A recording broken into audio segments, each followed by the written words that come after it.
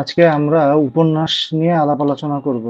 তো উপন্যাসের ভিতরে আমরা ইতিমধ্যে যাদেরকে নিয়ে আলাপ আলোচনা করছি তার মধ্যে অন্যতম হচ্ছেন বঙ্কিমচন্দ্র ছিলেন। তারপরে আমরা নজরুলের তিনটা দেখছি, রবীন্দ্রনাথের দেখছি, প্যারিচাঁদ মিত্র থেকে শুরু করছিলাম। এছাড়া বাংলা সাহিত্যে আরো কিছু বিখ্যাত উপন্যাসিক রয়েছেন যাদের থেকে উপন্যাস থেকেই বেশি প্রশ্ন মূলত আসতে দেখা যায়। তো এর মধ্যে অন্যতম যারা আছেন তাদের মধ্যে একজন হচ্ছেন আমাদের এই যে বিভূতিভূষণ, আর একজন হচ্ছেন মানিক বন্দ্যোপাধ্যায়। তো আজকে আমরা বিভূতিভূষণ মানিক বন্দ্যোপাধ্যায় ছাড়া সেলিনা, শওকত ওসমান ওনাদের নিয়ে আলাপ আলোচনা করতে পারতাম, কিন্তু আসলে সেটা শেষ করা সম্ভব হবে কিনা, কারণ এই দুইটা অনেক বেশি ইম্পর্টেন্ট আর এইখানে অনেক বিস্তৃত আলাপ আলোচনার ব্যাপার আছে। আচ্ছা, আমরা একে একে শুরু করি। আপনারা সবাই মোটামুটি উপন্যাস সম্পর্কে জানেন, এর আগেও একদিন আপনাদের উপন্যাস, ছোট গল্প এসব সম্পর্কে পার্থক্য নিয়ে আলাপ আলোচনা করা হয়েছিল। এখানে একটা সংজ্ঞা দেওয়া হয়েছে যে উপন্যাস হচ্ছে আধুনিকতম এবং সমগ্রাস্পর্শী যে শিল্প প্রতিমা। সেখানে কি হবে? সেখানে ধ্বনিত হবে, প্রতিধ্বনিত হবে জীবনের আদি অন্ত। শিল্পিত স্বরগ্রামে উদ্ভাসিত হয় লেখকের জীবনার্থ, তার স্বদেশ, সমাজ, সমকাল, এইসব। এইখানে দেখেন উপন্যাস, এই যে সাহিত্যের এই যে জেনরি, এটা হচ্ছে আধুনিক যুগের একটা সৃষ্টি। যেরকম আমরা কাব্যগ্রন্থ পড়ছি, এগুলো অনেক আগে থেকে এর ইয়ে ছিল, কি দেখা যায়, অস্তিত্ব ছিল, কিন্তু উপন্যাসের অস্তিত্ব অনেক পরে। এখানে উপন্যাসের সংজ্ঞা দেওয়া আছে। আমরা প্রথমে পড়বো বিভূতিভূষণ বন্দ্যোপাধ্যায়কে নিয়ে। বিভূতিভূষণের পথের পাঁচালী, আরণ্যক, অপরাজিত, আপনারা একাধিক উপন্যাসের নাম জানেন, আদর্শ হিন্দু হোটেল, অনেক উপন্যাস আছে ওনার। এবং প্রিলিতে ওইখান থেকে প্রচুর প্রশ্ন আসতো। ওনার ছোট গল্প আছে, মানিকেরও ছোট গল্প আছে। আমরা যখন পিলিতে পড়তাম তখন বিভূতি, মানিক আর তারাশঙ্কর, এই তিনজন নিয়ে আমাদের প্যাচ লাগতো, আমরা একসাথে পড়তাম। তো তারাশঙ্কর থেকে প্রশ্ন আসার চান্স নাই, আসলো হাসুলিবাকের উপকথা, খুব একটা ইম্পর্টেন্ট না তারাশঙ্কর। বেশি ইম্পর্টেন্ট হচ্ছে মানিক বন্দ্যোপাধ্যায় আর বিভূতিভূষণ। এছাড়া অন্য যেসব সাহিত্যিক এখানে ইম্পর্টেন্ট, মানে আমাদের ক্রোনোলজিক্যালি আসবে, যেরকম সেলিনা হোসেন আসবে, আখতারুজ্জামান ইলিয়াস আসবে, এরপরে আসবে শওকত ওসমান আসবে, শওকত ওসমান। এই সকল রাইটার নিয়ে আমাদের বিস্তারিত জানা লাগবে, এবং এরপরে যেসব উপন্যাসগুলা, সেগুলো আমরা উপন্যাস ভিত্তিক পড়বো। ধরেন একটা রাইটার একটা উপন্যাস ইম্পর্টেন্ট, ধরেন সূর্য দীঘল বাড়ি শুধু পড়লে শেষ, বা আরেক ফাল্গুন পড়লে শেষ, এরকম এরকম কিছু ছোট ছোট যে একটা উপন্যাস পড়তে হবে। এইভাবে আমরা কিছু জিনিস দেখবো। তো আজকে আমাদের রাইটার একটু ডিটেল জানা লাগবে, সেরকম জায়গা বিভূতিভূষণ আর মানিক বন্দ্যোপাধ্যায়। বিভূতিভূষণের আমরা সবাই জানি যে তার একটা উপন্যাস থেকে প্রচুর প্রশ্ন আসছে, সেটা হচ্ছে পথের পাঁচালী। আমরা আজকে পথের পাঁচালী নিয়ে বিস্তারিত আলাপ আলোচনা করব। আচ্ছা, পথের পাঁচালীতে যাওয়ার আগে বিভূতিভূষণ সম্পর্কে এখানে আরো কিছু সাধারণ কথাবার্তা বলা আছে, যেগুলো আমরা প্রত্যেক ক্লাসে সাধারণ ইন্ট্রোর মতন যেরকম রাখি, ভূমিকা লেখার মতন। বাংলা সাহিত্যের প্রকৃতি, নান্দনিকতা, নিসর্গ, গ্রাম্য জীবন, কেউ যদি সবচেয়ে নিখুঁতভাবে সাহিত্যে ফুটিয়ে তুলতে পারেন, তিনি বিভূতিভূষণ বন্দ্যোপাধ্যায়। চরিত্রের উপস্থাপন, অতুলনীয় গদ্য আর দৈনন্দিন জীবনকে বাস্তবিকভাবে সাহিত্যে তুলে আনা থেকে ভাষার অপরূপ উপস্থাপন, সবকিছু মিলে তার লেখা বিশেষ স্থান দখল করে আছে বাংলা সাহিত্যে। তাই তিনি প্রকৃতির জীবন শিল্পী। ওনার সম্পর্কে বেশ কিছু কথাবার্তা বলা আছে। আমরা সরাসরি ওনার রচনাগুলাই চলে যাই। আচ্ছা, এইখান থেকে বিভূতিভূষণ থেকে আমরা যেন ট্রাক ছাড়া না হই, সেজন্য আগে বলে নিই। একটা পথের পাঁচালী থেকে যাবতীয় যত রকমের প্রশ্ন আছে সেটা পড়তে হবে। পথের পাঁচালীর কাহিনী সংক্ষেপ, পথের পাঁচালীর তিনটা পার্ট আছে, সেই তিনটা পার্ট থেকে আপনারা দেখছেন আলাদাভাবে প্রশ্ন আসছে, বল্লালী বালাই থেকে প্রশ্ন আসছে। আমাদের আমার তীর ভেপু, অক্রুর সংবাদ, এগুলো পড়ে ফেলতে হবে। এছাড়া আসতে পারে বিভূতিভূষণের যে ঔপন্যাসিক সত্তা, সেই ঔপন্যাসিক সত্তা হিসেবে আসতে পারে। এখন ঔপন্যাসিক সত্তা যখন আসবে তখন উপন্যাস নিয়ে কথাবার্তা বলতে হবে, আর বিভূতিভূষণের যে সাহিত্য গুণ সেটা নিয়ে কথা বলতে হবে, সেগুলো এখানে নোট আকারে দেওয়া আছে, এগুলো লিখলেই চলবে। ওনার যে রচনা বা উনি যা যা রচনা করছেন তার মধ্যে উল্লেখযোগ্য কি আছে আমরা দেখি। উনি যখন ভাগলপুরে চাকরি করতেন তখন 25 সালে তিনি পথের পাঁচালী রচনা শুরু করেন, 3 বছর বসে লিখছেন, সেটা দেখে 28 সালে শেষ করছেন। এবং এইটা প্রকাশের জন্য তিনি আরেকজন সাহিত্যিকের কাছে পাঠান, এবং দীর্ঘদিন কোনো সাড়া পান নাই।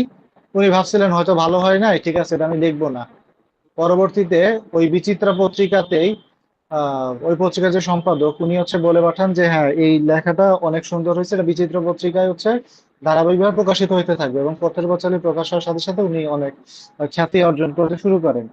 ওনার কি কি উপন্যাস আছে? অপরাজিত আছে, মেঘমল্লা আছে, মৌরিফুল আছে, যাত্রাবদল, চাঁদের পাহাড়, কিন্নর দল, আরণ্য, আদর্শ হিন্দু হোটেল, এটা খুবই মানে বর্তমান সময়েও খুব মানে কি বলে বহুল পাঠক নন্দিত একটা উপন্যাস। দেবযান, ইছামতি, অশনি সংকেত, এর ম্যাক্সিমামই আমরা ছোটবেলায় হচ্ছে সিনেমা দেখছি বিভিন্ন টেলিভিশন চ্যানেলে। সিনেমা দেখে দেখে হচ্ছে এই নামগুলো আমাদের বেশি পরিচিত। এছাড়া এগুলো সবই হচ্ছে, আপনার এর মধ্যে কি কোনোটা দেখছেন বা বলতে পারেন এর মধ্যে দুই একজন প্রযোজকের নাম, যে এই অমুক পরিচালক, প্রযোজক তো না, অমুক পরিচালক এইটার উপরে সত্যজিৎ লিখতে রায়, পারেন? পথের পাঁচালী কি সত্যজিৎ রায়ের? হ্যাঁ, পথের পাঁচালী সত্যজিৎ রায়। আচ্ছা, আমরা হচ্ছে পথের পাঁচালীতে এবার আস্তে আস্তে প্রবেশ করি। পথের পাঁচালী হচ্ছে বিভূতিভূষণের শ্রেষ্ঠ রচনা এবং প্রথম রচনা। প্রথম রচিত এই উপন্যাসের মধ্যে তিনি ব্যাপক খ্যাতি অর্জন করছেন। অপরাজিত হচ্ছে পথের পাঁচালীরই এই পরবর্তী অংশ। যারা পড়ছেন আমাকে একটু বলেন তো, অপরাজিত এই উপন্যাসের একটা চরিত্র বলেন তো, কেন্দ্রীয় চরিত্র নাম কি?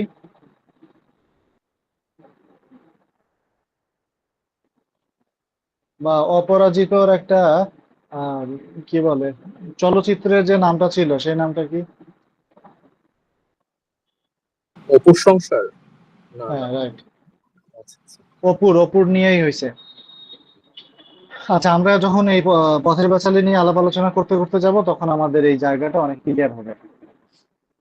আচ্ছা, এরপরে উনি দেখেন বলছে যে অপরাজিত, অশনি সংকেত, এইসব এই উপন্যাস দুটো অবলম্বনে অনেক অসাধারণ চলচ্চিত্র নির্মাণ হয়ে হচ্ছে কি হচ্ছে, প্রশংসিত হয়েছে। পথের পাঁচালী হচ্ছে বিভিন্ন জায়গায়, এই যে এই জায়গায় একটা ফ্যাক্ট আছে, পথের পাঁচালী হচ্ছে ভারতের বিভিন্ন ভাষা সহ ইংরেজি ফরাসি ভাষা অনুদিত হয়েছে, এখানে পুরোপুরি অনুদিত হয় নাই। ওই শেষের যে অক্রুর সংবাদ ওই অংশটা বাদ ছিল, ওইটা ওর আগ পর্যন্ত অনুদিত হয়েছে, মানে যেখানে দুর্গা মারা যায় ওই পর্যন্ত অনুদিত হয়েছে। আচ্ছা, পথের পাঁচালী হচ্ছে সাহিত্যিক বিভূতিভূষণের একটা উপন্যাস, এইসব ভ্যানত্যান আমরা জানি। এটার হচ্ছে তিনটা খণ্ড আছে। আমরা মূলত এই তিনটা খণ্ড নিয়ে আলাপ আলোচনা করব। তো এইটার প্রশ্ন তো দুই ভাবে আসতে পারে, যেহেতু বল্লালী বালাই থেকে অলরেডি একবার আসছে, হয়তো আবার ওই গেটেই দিতে পারে। বা আমার কাছে তিনটা পড়ার পরে মনে হয়েছে সব থেকে বেশি ইম্পর্টেন্ট হচ্ছে আমাপ্তির ভেবু, এটা সব থেকে বেশি ইম্পর্টেন্ট মনে হয়েছে। আচ্ছা, আর একদম শেষে হচ্ছে আপনার অক্রুর সংবাদ আছে। তো এই অংশটাই হচ্ছে কাহিনী সংক্ষেপ একসাথে দেওয়া আছে। যদি এরকম আসে যে পথের পাঁচালীর হচ্ছে কাহিনী সংক্ষেপ কি সেটা লেখো, তখন হচ্ছে আমরা এই অংশ পর্যন্ত লিখবো, এখানে যেটুকু আছে সেইটা। তো এখানে যেটা আছে সেটা আমি হচ্ছে আপনাদের সংক্ষেপে বলি। এইখানে যে চরিত্রগুলো আছে, এইখানে কেন্দ্রীয় চরিত্র আমরা সবাই জানি যে অপু আর দুর্গা, কিন্তু আমরা অন্য দুইজন ব্যক্তির নাম একটু মনে রাখি। একজন নাম হচ্ছে সর্বজয়া, আর সর্বজয়ার হাজবেন্ডের নাম কি থাকে? সর্বজয়ার একটা বোন থাকে, বোনের নাম বলেন তো। ইন্দিরা। ইন্দিরা। আমাদের মোটামুটি এই এক দুই তিন চার পাঁচ, এই পাঁচটা ক্যারেক্টার হচ্ছে জানলেই চলবে, আমরা সব লিখতে পারবো। আচ্ছা, ভালো কথা। বিভূতিভূষণ থেকে হচ্ছে গ্রন্থ সমালোচনা আসতে পারে, সেই ক্ষেত্রে পথের পাঁচালী ডেফিনেটলি একটা ভালো চয়েস। এটা থেকে প্রচুর লেখাও সম্ভব, আর অনেক দিক থেকে ব্যাখ্যা করা সম্ভব। আমি আপনাদের এর আগে অনেকবার বলছি যে সিমিলার হচ্ছে অন্য সাহিত্যিকের যে লেখা সেগুলো লেখার মাঝখানে নিয়ে আসবেন। সেটা ইংরেজি সাহিত্য হইতে পারে, বাংলা সাহিত্যিকের অন্য লেখা হইতে পারে, এটা মাথায় রাখতে হবে যে ওনার এই লেখার সাথে অন্য লেখার কি মিল আছে। আচ্ছা, তো এইখানে যে সংক্ষেপে ঘটনা সেটা হচ্ছে এই হরিহর যখন ছোট ছিল তখন ওনার বোন যে ইন্দিরা, ইন্দিরা যে হাজবেন্ড, সে হচ্ছে হরিহরকে কোলে পিঠে করে এক প্রকার মানুষ করছে। এখন উনি হচ্ছে বৃদ্ধ হয়ে গেছে। এখন বৃদ্ধ বয়সে ওনার হচ্ছে কোথাও যাওয়ার জায়গা নাই, উনি হরিহরের সংসারে এসে উঠছে। এখন হরিহরের স্ত্রী হচ্ছে সর্বজয়া। সর্বজয়া এরা হচ্ছে আবার ব্রাহ্মণ পরিবার। সর্বজয়া হচ্ছে চাচ্ছে না এসব উটকো ঝামেলা রাখতে। তো একসময় অপু জন্ম নেয়। অপু জন্ম নেওয়ার পরে অপু যখন বড় হইতে থাকে, অপু হচ্ছে যতটা না তার মার প্রতি মানে ভক্তি বেশি, তার থেকে বেশি হচ্ছে ইন্দ্রিয়ার সাথে বেশি অ্যাটাচড আর কি, মানে মেন্টাল অ্যাটাচমেন্টটা অনেক বেশি। এটা আমার সর্বজয়ার পছন্দ না। তো আচ্ছা, এটা আগে অপু আর দুর্গার মধ্যে বড় কে? দুর্গা না? দুর্গার যখন জন্ম হয়, দুর্গা হচ্ছে ইন্দিরার প্রতি অ্যাটাচমেন্ট অনেক বেশি থাকে, সেটা হচ্ছে সর্বজয়ার পছন্দ হয় না। তো তো এক পর্যায়ে হচ্ছে ইন্দিরা দেবীকে সামান্য তুচ্ছ কাহিনী নিয়ে বলে যে আপনি মানে চলে যান আর কি। তো যখন ওনার মৃত্যুর সময় উপস্থিত হয় তখন উনি হচ্ছে গৃহহীন ছিলেন। উনি একটা হচ্ছে এই চালের যে গুদাম থাকে সেই গুদামের ভিতরে ওনার হচ্ছে মৃত্যু হয়। মানে উনি কোনো বাড়ির আশ্রয় আর কি উনি ছিলেন না। তো এর পরবর্তীতে যেটা হয়, এটা হচ্ছে একটা মৃত্যু আমরা দেখলাম। মানে আমাদের যে চার পাঁচ কতগুলো ক্যারেক্টার এখানে লিখছি তার মধ্যে একটা মৃত্যু দেখলাম, ইন্দিরার মৃত্যু। এরপর সেকেন্ড যেটা হয় যে তাদের হচ্ছে সংসারে অভাব অনটন দেখা যায়।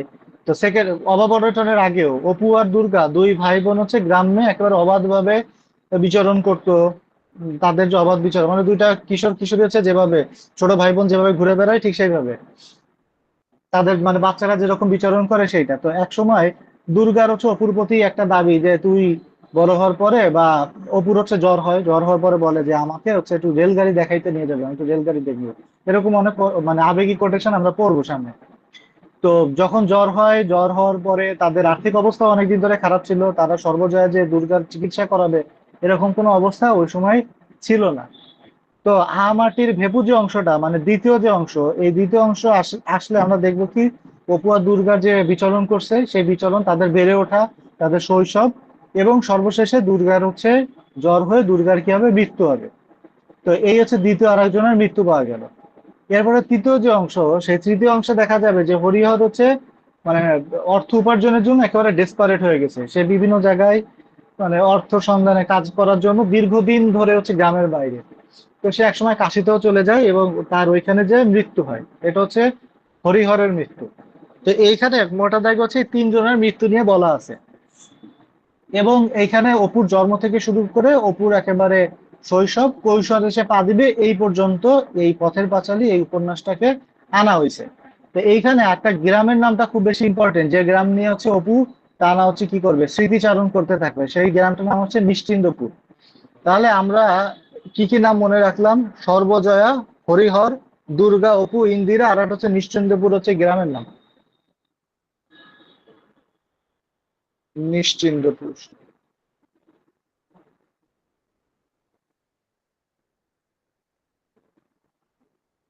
নিশ্চিন্তপুর। এই কয়েকটা জিনিস আমাদের মাথায় রাখতে হবে। এবারে এই যে সংক্ষেপে যে কাহিনী সংক্ষেপটা বললাম সেটা এইখানে দেওয়া আছে, একদম খুব সহজ ভাষায় দেওয়া। হ্যাঁ, কঠিন কিছু নাই। এই যে বৃদ্ধা, ওই যে ইন্দিরা যে সে হচ্ছে চালের গুদামে হচ্ছে শেষ নিঃশ্বাস ত্যাগ করবে, ইন্দিরা ঠাকুর। যাই হোক, তো এরপরে আমাদের যে জায়গা থেকে একটু মানে বিস্তারিত প্রশ্ন আসে, যেটা আসলে আমরা একটু ভয় পাই, সেটা হচ্ছে যে এই উপন্যাসটা হচ্ছে তিনটা খণ্ড আর 35টা পরিচ্ছেদ। এখন পরিচ্ছেদ 35টা ভাগ করছে কিভাবে? 1 থেকে 6, 7 থেকে 29, 30 থেকে 35। 7 থেকে 29 হচ্ছে মেইন পার্ট, যেখানে অপু আর দুর্গার হচ্ছে একসাথে বেড়ে ওঠা আছে, চঞ্চল শৈশব, দুর্গার মৃত্যু, অপুর সপরিবারে কাশি যাত্রা, এইসব চিত্রিত হয়েছে। এখন এটা হচ্ছে আমাটির ভেপু যে অংশ, সেই অংশটা। তাহলে আমরা এখান থেকে মনে রাখবো যে এখানে তিনটা খণ্ড আছে। তিনটা খণ্ড, প্রথমটার নাম হচ্ছে বল্লালী বালাই, দ্বিতীয় খণ্ডটার নাম হচ্ছে আমাটির ভেপু, আর তৃতীয় খণ্ডটার নাম হচ্ছে অক্রুর সংবাদ। এ বলেন তো অক্রুর শব্দটার অর্থ কি?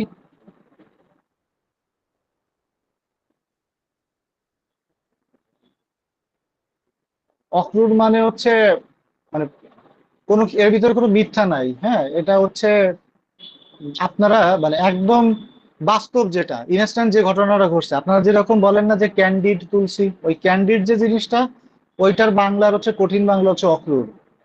একদম মানে কি বলে, সুগার কোটিং ছাড়া যে সংবাদটা, একেবারে রিয়েল যে খবর সেইটা।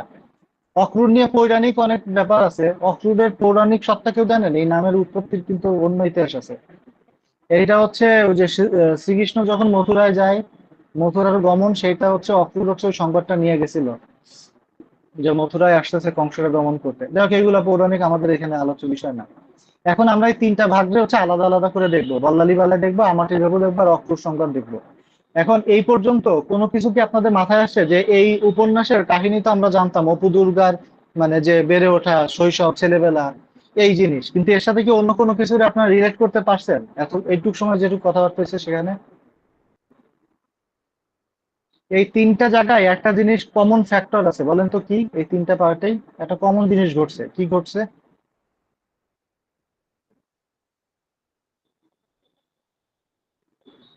মৃত্যু।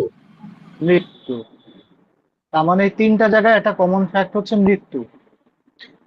আচ্ছা, এত মৃত্যুর ভিড়ে এখানে প্রচুর মানুষ মারা যায়, মানে এখানে তো আমরা মেইন তিনটা ক্যারেক্টার দেখাইছি, কিন্তু আরো অনেক ক্যারেক্টার থাকে যারা মারা যায়, আমরা ওইসব আর মনেও রাখবো না, লিখতেও পারবো না, দরকার নাই। এখানে কিছু দেখেন, এত মৃত্যুর ভিড়ে যে তিনটি চরিত্রের মৃত্যু অনুরাগী পাঠককে ভাবিয়ে তোলে তারা হচ্ছে বল্লালী বালাই অংশে ইন্দিরা ঠাকুরন, মাটির ভেপু অধ্যায় হচ্ছে দুর্গা, এবং সর্বশেষ অক্রুর সংবাদে এই অক্রুর সংবাদ এই অধ্যায় হচ্ছে হরিহর। প্রথম যে অংশ, যে চরিত্রের মৃত্যু আমাদের মনে দাগ কাটে সেটা হচ্ছে বল্লালী বালাই অংশে এই ইন্দিরা ঠাকুরন, 75 বছর বয়সে বৃদ্ধা, গাল ট্যাবড়া গেছে, বৃদ্ধ মানুষের যেরকম হয়। তারপর হচ্ছে সে কুজো হয়ে হাঁটতো, দূরের জিনিস আগের মতো চোখে ঠাওর হয় না, কিন্তু দুঃখের বিষয় এখনো অসাবৃদ্ধার শেষ কালটি হচ্ছে দুঃখে কাটছে, যেটা বললাম যে সর্বজয় হচ্ছে অকথ্য নির্যাতন গঞ্জনা দিত, যেটা সে সহ্য করতে পারতো না, অথচ একসময় সর্বজয়ের স্বামী মানে এই হরিহরকে কোলে পিঠে করে মানুষ করছে কে? ওই মানে কি বলে ইন্দোরা ঠাকুরনের যে পরিবার তারা। এরপরে বৃদ্ধা হচ্ছে শেষ জীবনে, তার কি হয়েছে, শেষ জীবনে সে খাদ্যাভাব জনিত অপুষ্টিতে ভুগছে, চরম পরিণতি নামে আসছে, মৃত্যু ঘটলো পথের ধারে চরম অবহেলার মাঝখানে। তার এই মৃত্যু দৃশ্যে বর্ণনার মধ্যে কোনো রব ছিল না, ছিল না কোনো সুদৃঢ় বিলাপ। সময় বয়ে যায়, সমাজের পট পরিবর্তন ঘটে, সঙ্গে জন্ম নেয় নতুন সংস্কার নীতি, অপমৃত্যু ঘটে সাবেকি ধারার। খুব মানে এগুলো ফিল করার বিষয়। যাই হোক, ইন্দিরা ঠাকুরানীর মৃত্যুতে উপন্যাসটি হচ্ছে উক্ত দিকটি ইঙ্গিত করে বলেছেন, ইন্দিরা ঠাকুরানীর মৃত্যুর সঙ্গে সঙ্গে নিশ্চিন্তপুর গ্রামে সেকালের অবসান হয়ে গেল। তার মানে ওই যে বলে না যে আগে গ্রামে এটা ছিল ওইটা ছিল, তো ওই গ্রামের যে সেকাল, গ্রামের যে একটা কি বলে চিরন্তন যে নীতি, যে ধরেন আপনার একজন আরেকজনকে দেখার, প্রতিবেশীকে দেখার, বা গ্রামের একটা আলাদা যে ইয়ে থাকে যে পরিবারের যে করুণ সদস্য আছে, ছোট সদস্য আছে পিতৃমাতৃহীন, তাদেরকে দেখা বা বৃদ্ধদের দেখা, এইটা হোক বা যেটাই হোক, নিশ্চিন্তপুরের যে একটা স্মৃতি বা এই এই অংশটার হচ্ছে একেবারে অবসান ঘটে গেছে ইন্দিরা ঠাকুরন মারা যাওয়ার সাথে সাথে। এই অংশে মোটামুটি ভালো অ্যামাউন্টের কথাবার্তা বলা আছে, এই কথাবার্তাগুলো ভালো করে আমাদের মাথায় রাখতে হবে, যদি বল্লালী পাল্লাই অংশ নিয়ে আবার প্রশ্ন রিপিট হয় তাহলে কিন্তু এই অংশ থেকে আমাদের লিখতে হবে, শুধু তো বললে হবে না যে কি হয়েছে ইন্দিরা ঠাকুরন মারা গেছে। এইখানে কিন্তু অপু দুর্গার কথা ওইভাবে আসে নাই, হরিহরের কথা আসে নাই, দারিদ্রের কথা আসে নাই। এইখানে মেইন ফ্যাক্টর হচ্ছে সর্বজয়া। সর্বজয়া হচ্ছে আপনার ইন্দিরা ঠাকুরনকে হচ্ছে কি করতো, অকথ্য নির্যাতন করতো, সহ্য করতে পারতো না আর কি, চাইতো না তার সংসারে সে থাকুক, এই উৎকট ঝামেলাটা রাখতে চায় নাই। এইটাই হচ্ছে বল্লালী বালাই। আচ্ছা দেখেন এখন। ভাইয়া, হুম। ভাইয়া, কাহিনী সংক্ষেপের মধ্যে যদি তিনটা পার্টই লিখি আর কি, তাহলে কি আর ওই কাহিনী সংক্ষেপটা দরকার আছে? আচ্ছা আচ্ছা আচ্ছা, মানে এটা পড়ার পরে ওইটা, হ্যাঁ সেটাও হয়, কোনো সমস্যা নাই। কাহিনী সংক্ষেপ জাস্ট দেওয়ার দরকার দিলাম, এইখানে যেটুকু ব্যাখ্যা করলাম না, এইটাই কাহিনী সংক্ষেপ, এইখানে যেটা বুঝছেন ওইটাই নিজের মতো করে লিখবেন। আমাদের তিনটা তো পড়তেই হবে, আর সব একবার পড়লে কনসেপ্ট একদম ঝকঝক হয়ে যাবে। আচ্ছা, এরপরে দেখেন এইটার সাথে তারাশঙ্করের হাসুলি বাঁকের রীতিকথার একটা মিল পাওয়া গেছে, যে এই উপন্যাসে বাঁশবনে ঘেরা আলো আঁধারির মধ্যে ডুবে থাকা বাঁশবাদী গ্রামে আদ্যিকালের কাহার বুড়ি সুচাঁদের কথা, মানে একটা বুড়ি ছিল, সে বুড়ির নাম হচ্ছে এই সুচাঁদ। এই মহিলা হচ্ছে গভীর বেদনা উচ্চারণ করলেন যে তার মৃত্যুর সঙ্গেই এই উপকথা শেষ। মানে যখন উনি হচ্ছে উপকথা শুনাইতেন, ওই হাসুলি ওই গ্রাম বাঁশবাদী গ্রামে যে একটা ক্যারেক্টার ছিলেন, এক বয়স্ক বৃদ্ধ মহিলা, সেই মহিলা যখন মারা গেছে তখন এই উপকথাও শেষ, ওই গ্রামের ইতিহাসও শেষ। ঠিক সেইভাবে যখন এই পথের পাঁচালীতে বল্লালী বালাই অংশে যখন ইন্দিরা ঠাকুরন মারা যায় তখন নিশ্চিন্তপুর গ্রামের ইতিহাসও শেষ। এই যে দুইটা জিনিসের মধ্যে একটা মিল পাওয়া যায়, এইগুলা লেখার যদি সুযোগ পান অবশ্যই লিখবেন। ইন্দিরা ঠাকুরনের সঙ্গে কাহার বুড়ি সুচাঁদের এই জায়গায় ভারী মিল অনুভূত হয়। আচ্ছা, এরপর আমরা হচ্ছে মাটির ভেপুতে আসি, এই মিল তালের ব্যাপারটা কি আপনারা ধরতে পারতেছেন? এটা আমি বারবার বোঝানোর চেষ্টা করতেছি বিভিন্ন জিনিস দিয়ে, আপনারা লেখায় আনতে পারেন কি না?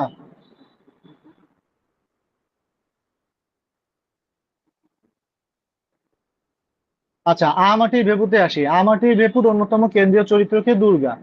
উপন্যাসটির অষ্টম পরিচ্ছেদ। এইখানে হচ্ছে লেখক জানাইছেন যে দুর্গার বয়স 10-11 বছর হইল, গড়ন পাতলা পাতলা, রং অপুর মতো অতটা ফর্সা নয়, একটু চাপা, হাতে কাচের চুড়ি, পরনে ময়লা কাপড়, মাথায় রুক্ষ চুল, অপুর মতো চোখগুলো বেশ ডাগর। এখানে দুর্গা চরিত্রের কথা বলা আছে, যদি কোনো কারণে দুর্গা চরিত্র আসে যাতে আমরা লিখতে পারি। পথের পাঁচালীতে দুর্গার হচ্ছে 6 থেকে 16 এই 10 বছরের জীবন 6 থেকে 16, এই 10 বছর হচ্ছে জীবনের ইতিহাস লিপিবদ্ধ। তার মৃত্যুর সময় অপুর বয়স ছিল 10 বছর, তার মানে তার 6 বছরের বড় আর কি, তার দিদিরা তার 6 বছরের বড়। অপুর দুর্জয় হচ্ছে সর্বক্ষণের সঙ্গী, অপুর প্রথম প্রকৃতিকে দেখা চেনা, মেয়ের এই দুরন্ত বর্ণনা সর্বজয়া পছন্দ করে না, মানে মা হচ্ছে খ্যাটখ্যাটা মা আর কি। দুর্গা সকালবেলা বেরিয়ে পড়ে সেই দুপুরে, পাড়ায় কোথায় কোন ঝোপে বইচি পেকেছে, কোথায় পাকা ধান, নুরো নারকেল, এই কথাগুলো বলতে হবে। তাহলে বোঝা যাবে যে আপনি এই গ্রামের আবহাওয়ার সাথে আর কি পড়ছেন, আপনার মাথায় দাগ কাটছে। কাদের কোন গাছে আম পাকে সবই তার জানা, ঝড়ের মধ্যে আম কুড়ানো হচ্ছে ভালো মজা পাওয়া যায়। টম বয় দুর্গার এই স্বভাবের জন্য, এইসব কথা লেখার দরকার নেই। দুর্গার এই স্বভাবের জন্য হচ্ছে মায়ের কাছে বকুনিও খেতে হয়েছে অনেক। এবার দুর্গাকে মারার জন্য সর্বজ একবার বলেছিলেন যে বালাই আপদ চুকে যাক, একেবারে ছাতিম তলায় দিয়ে আসি। ছাতিম তলা হচ্ছে একটা শ্মশান, মানে আপদ চুকে যাক মানে একদম মরে যাক, শ্মশানে দিয়ে আসি, তাহলে আর ঝামেলা থাকে না। সর্বজয়ার এই সত্য কথাই হচ্ছে সত্য হলো, অদ্ভুত কাকতালীয় ভাবে ম্যালেরিয়া জ্বরে দুর্গা চিরস্থান পাইলো ওই ছাতিম তলাতেই। রেলগাড়ি দেখার ভারী শখ ছিল দুর্গার, একবার ভাইকে এসে বলছিল, রোগসজ্জায় সে সাতটির কথা আবার জানায়, এই যে আমায় একদিন তুই রেলগাড়ি দেখাবি। খুবই সহজ উক্তি কিন্তু লেখাটা খুব ইম্পর্টেন্ট, আমায় একদিন তুই রেলগাড়ি দেখাবি। রাম চপল এই বালিকার মৃত্যুর সঙ্গে বিভূতিভূষণ বলছেন যে আকাশের নীল আস্তরণ ভেদ করিয়া মাঝে মাঝে অনন্তের হাতছানি হাসে, পৃথিবীর বুক থেকে ছেলেমেয়েরা চঞ্চল হইয়া ছুটিয়া গিয়ে অনন্ত নীলিমার মধ্যে ডুবে নিজেদের মধ্যে হারায় ফেলে। পরিচিত গতানুগতিক পথের বহুদূর প্রান্তে কোনো পথহীন পথে দুর্গার অশান্ত চঞ্চল প্রাণের বেলায় জীবনের সেই সর্বাপেক্ষা বড় অজানার ডাক আসিয়া পৌঁছিয়াছে। মানে মৃত্যুরে খুব অদ্ভুত ভাবে সে হচ্ছে ব্যাখ্যা করছে। আমরা তো এত বড়টা লিখতে মনে থাকবে না, এই সংক্ষেপে এই জিনিসটা মনে মনে রাখবেন আর কি। এটা লেখার চেষ্টা করবেন যে আমার একদিন তো রেলগাড়ি দেখাবি, আর বালাই আপদ চুকে যাক একেবারে ছাতিম তলায় দিয়ে আসি। এই দুটা জিনিস মনে রাখলে হচ্ছে। এবার এইখানে যে মৃত্যুর প্রসঙ্গ বারবার আসছে, তখন আমরা এই যে বিভূতিভূষণ গ্রন্থের কিছু অংশ উদ্ধৃত করা হলো, মৃত্যুর করুণ রসে ভারাতুর করে তোলেনি আখ্যান, বরং মৃত্যুর মধ্যে জীবনের গতিকে অবারিত করে দিয়েছে বারবার। খুবই ইম্পর্টেন্ট। এই যে কি বলে, পথের পাঁচালীর মধ্যে বললাম আমরা 3টা জায়গার মধ্যে একটা ইনসিডেন্ট কমন, সেটা হচ্ছে মৃত্যু। কিন্তু মৃত্যুর এই করুণ রসে ভারাতুর করে তোলে নাই, বরং মৃত্যুর মৃত্যুর জ্যোতি জীবনের গতিকে এই হচ্ছে বারবার অবারিত করে দিয়েছে বারবার, মানে জীবনের গতিরে সামনের দিকে আগায় নিছে। কার জীবনের গতি বলেন তো? অপুর। আচ্ছা, রবীন্দ্রনাথ ঠাকুর যেরকম মৃত্যুর অভয় রূপ ও আত্মার অবিনশ্বরতায় বিশ্বাসী হয়ে লিখেছেন, আমার সকল হৃদয় উদয় হবে তারার মাঝে যেখানে ওই আধার বিনার আলো বাজে। লিখতে পারলে লিখলেন, না পারলে না লিখলেন। আমরা রবীন্দ্রনাথের আরো দু একটা এখানে কোটেশন পড়বো সামনে। এই যে এইটা মনে হয় আপনাদের পরিচিত। আছে দুঃখ আছে মৃত্যু, বিরহ দহন জাগে, তবু শান্তি তবু আনন্দ, তবু অনন্ত জাগে। আছে দুঃখ আছে মৃত্যু, গৃহদহন লাগে, এটা খুবই কমন, আপনাদের মনে হয় গান শুনে থাকতে পারেন, এইটা এইটা লিখতে পারেন আর কি। তাহলে ইন্টারন্যাশনালি হচ্ছে পথের পাঁচালীর মধ্যে আমরা মানে দিতে পারি এরকম হচ্ছে এই একটা জায়গা রবীন্দ্রনাথের। আর একটা হচ্ছে ওই যে ওই বুড়ির নাম কি, বাঁশবাদী গ্রামের যে বুড়ি, এই বুড়ির কথা, তারাশঙ্করের সুজাত, হাসুলি বাকের। হ্যাঁ, সুজাত। ঠিক আছে, এই দুইটা জিনিস হচ্ছে আমরা এখানে ইন্টেনশনাল নিয়ে আসবো। আচ্ছা, তাহলে অক্রুর সংবাদের এই অংশটা আমরা পারবো মোটামুটি, যদি অপুর কথা আসে বা সরি আমাটির বেবুর এই অংশটা হয়তো আমরা পারবো যদি আসে, আমাটির বেবু আলাদা করে বা অক্রুর সংবাদ অপুর চরিত্র যদি আসে, এখানে যে যে কথাবার্তা বলা আছে এইগুলাই আমরা বলবো। আর আমাকে আমায় একদিন তুই রেলগাড়ি দেখাবি, এটা অপুর চরিত্র আসুক বা দুর্গার চরিত্র আসুক, যেটাই আসুক লেখা যাবে, কারণ একজন আরেকজনের প্রতি লিখছে বলছে তো। এইখানে হচ্ছে তাদের চিরন্তন যে ভাই বোনের একে অপরের প্রতি টান, সেটা ফুটে উঠছে। আচ্ছা, এরপর আমরা হচ্ছে অক্রুর সংবাদে চলে যাই। পথের পাঁচালীর অন্তর্গত বল্লালী বেলায় আমাটির ভেবু অক্রুর সংবাদ শীর্ষ নামাঙ্কিত 3টি অধ্যায়ের 3টি বৃত্ত রচিত হয়েছে। 3টি বৃত্তের কেন্দ্র আছে 3টি জীবন ও পরিণামে মৃত্যু। কোন 3টা জীবন? একটা হচ্ছে তো আমরা পড়লাম, ইন্দিরা ঠাকুরন বল্লালী বালাইতে, আমাটির ভেবুতে হচ্ছে দুর্গর জীবন বলাই, আর শেষে হরিহরের হচ্ছে কাশীবাস জীবন নিয়ে অক্রুর সংবাদ। এই বৃত্তগুলোর মধ্য দিয়ে আবর্তিত ও বিবর্তিত হয়েছে অপুর জীবন রেখা। ইন্দিরা ঠাকুরের মৃত্যু এমনকি দুর্গার মৃত্যুতে অপু হচ্ছে মুক্ত জীবনের আনন্দের আস্বাদ পায় নাই। তাই নিশ্চিন্দপুর ত্যাগের সময় বারবার তার দিদির অন্তিম বাসনার কথা মনে পড়তে থাকে, যে অপু সেরে উঠলে আমাকে একদিন রেলগাড়ি দেখাবি। তো যখন সে নিশ্চিন্দপুর ত্যাগ করে, মানে তার বাবার আর্থিক অবস্থা যখন খুব খারাপ, পরিবার নিয়ে কাশিতে যাবে, যখন ফাইনালি একদম নিশ্চিন্দপুর ত্যাগ করে চলে যায়, এরা পরে আবার নিশ্চিন্দপুরে ফিরে আসবে। তো যখন হচ্ছে নিশ্চিন্দপুর ত্যাগ করতে থাকে, তখন ওর বারবার ছোটবেলার সবকিছু মনে পড়তে থাকে, যে এখানে তার দিদির নিয়ে অনেক স্মৃতি, এখানে তার পিসিদের নিয়ে স্মৃতি ছিল, এইসব। আচ্ছা, বালক, আচ্ছা, বালক অপুর মৃত্যু সম্পর্কে তেমন কোনো বোধেরই জন্ম হয় নাই, তাই তার চেতনা পুরাপুরি পার্থিব জগতের কেন্দ্র করে গড়ে উঠেছিল। দেখেন, যখন দুর্গা মারা গেছে তখন অপুর বয়স হচ্ছে কত, 10 বছর। তো সে মৃত্যু জিনিসটাকে ওইভাবে এখনো বুঝে উঠতে পারে নাই। তো তার জীবনে চারপাশে হচ্ছে কি পার্থিব জগৎ, জীবন মরণ শুধু একটা আবর্তন, কোনো কিছু যেন ধ্বংস হয় না, কেবল রূপান্তরিত হয়। এই বোধে জাগরণ ঘটলে তবেই মৃত্যুতে মুক্তির স্বাদ পাওয়া যায়। এরপরে ওই ঋষির কথাবার্তা বলা আছে, আমরা মনে থাকলে লিখবো, না থাকলে না লিখবো, সমস্যা নাই। আচ্ছা, এরপরে এই মৃত্যু সম্পর্কে আরো কিছু কথা বলছে যে পৃথিবীতে ষড়ঋতু যেরকম চক্রাকারে বারবার ঘুরে আসে, সেরকম মৃত্যুর মধ্যে দিয়ে আত্মা কি করে, এক স্থান থেকে অন্য স্থানে স্থানান্তর ঘটে নতুন ভাবে। একদম চিরন্তর কথাবার্তা। তার মানে হচ্ছে জগতে জীবন মৃত্যু এগুলো সবই স্বাভাবিক, চিরন্তন, কোনো কিছু ধ্বংস হয় না, এগুলো মাত্র শুধুমাত্র অবস্থার পরিবর্তন হয় বা রূপান্তর ঘটে। ধ্বংস না থাকলে সৃষ্টি হবে না, সুখ দুঃখে একে অপরের পরিপূরক, মানে এন্ডিং টাইপ কথাবার্তা আর কি। এরপরে ফাইনালি আমরা হচ্ছে কেবল পথের পাঁচালী নয়, যদি বিভূতিভূষণ নিয়ে যখন আমরা ক্লোজিং টানবো, পথের পাঁচালী শুধু নয়, তার প্রায় সব লেখাই আগ্রহের সঙ্গে গ্রহণ করছিল পাঠকেরা। জাতিত জীবনের জঠর যন্ত্রণা, দুই চোখে দেখা বিচিত্র ঘটনা, অর্জিত অভিজ্ঞতা সবই মুখ থেকে কাগজে কলমে স্থানান্তর করে গেছেন তিনি, তাই আজও পাঠকের কাছে তিনি সমানভাবে সমাদৃত। এইসব ভালো কথাবার্তা আপনারা যে কোনো রাইটারের বেলায় লিখতে পারেন, যে অমুকের এই গ্রন্থটাই শুধু নয়, তার লেখা অন্যান্য গ্রন্থগুলো কি পাঠকেরা হচ্ছে আগ্রহের সাথে গ্রহণ করছে। যাপিত জীবনের জঠর যন্ত্রণা, দুই চোখে দেখা বিচিত্র ঘটনা, অর্জিত অভিজ্ঞতা, এই সবই তিনি মুখ থেকে কাগজের কলমে স্থানান্তরিত করে গেছেন। সেজন্য আজও পাঠক হৃদয়ের কাছে তিনি সমাদৃত। এটা সেলিম হাসানের বেলাও লিখতে পারেন, মানিকের বেলাও লিখতে পারেন, যে যে কোনো রাইটারের ক্ষেত্রে লিখতে পারেন, সমস্যা নেই। আচ্ছা, এই হচ্ছে আমাদের মোটামুটি বিভূতিভূষণকে নিয়ে আমরা মানে কম কম পড়ার মধ্যে আর কি, যেটুকু না পড়লেই নয় সেইভাবে পড়লাম। ঠিক আছে, কারো কোনো প্রশ্ন আছে কিনা বলেন। আমরা খুব কঠিন একটা জায়গায় যাব।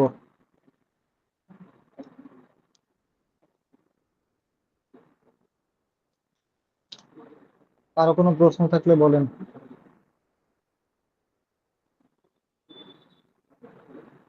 মানে বিভূতিভূষণ থেকে কার কিছু পড়া লাগবে, যেমন আদর্শ হিন্দু হোটেল বা এরকম আর কিছু? না, এগুলা থেকে ওইভাবে প্রশ্ন আসবে না, খালি নাম জানলেই হবে। আচ্ছা, এর যে পরের ধাপ আর কি, দেখেন অপু হচ্ছে এরপরে ফিরে আসে।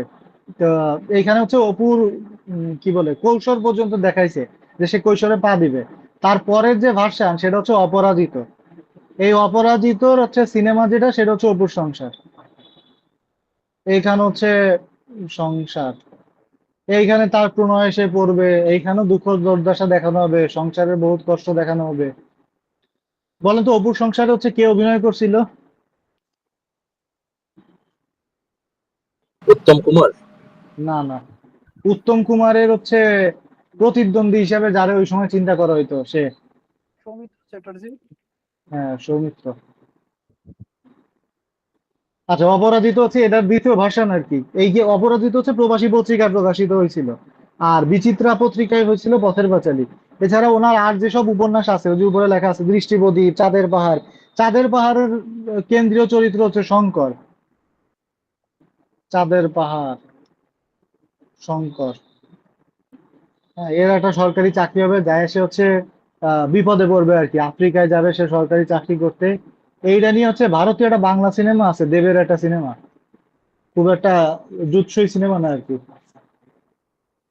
আরণ্যক আছে, কাব্যধর্মী উপন্যাস, বিপিনের সংসার আছে, ইসামতি, এটা রবীন্দ্র পুরস্কার পাইছিল।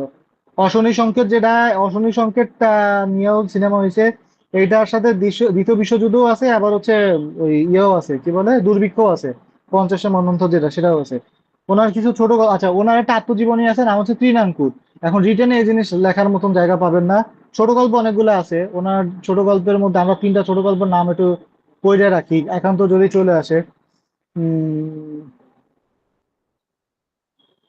বলেন তো দুই একটা ছোট গল্পের নাম।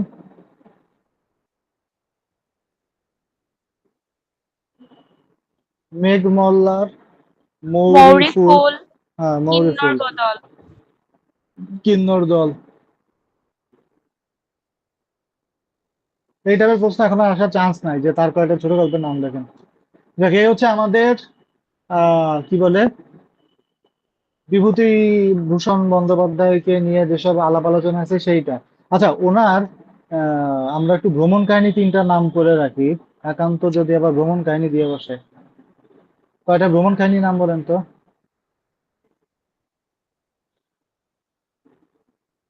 অভিযাত্রিক। অভিযাত্রী, বনে পাহাড়ে। মনে করেন একজন অভিযাত্রী, সে হচ্ছে বনে পাহাড়ে গেছে। বনে পাহাড়ে কি থাকে? অরণ্য থাকে। সেই অরণ্যরে বলতেছে কি, হে অরণ্য কথা কও, হে অরণ্য কথা কও। অভিযাত্রী বনে পাহাড়ে গেছে, যাই বলতেছে হে অরণ্য কথা কও।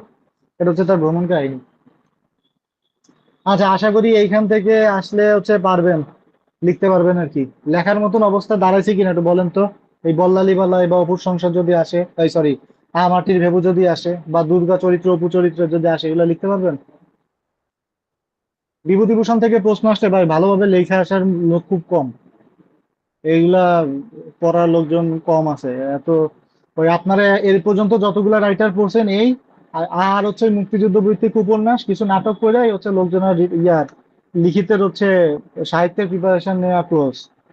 এখন আমরা এক্সট্রা যা পড়তেছি এগুলো হচ্ছে আমাদের মানে প্রিপারেশনটা একটু শানিত করার জন্য।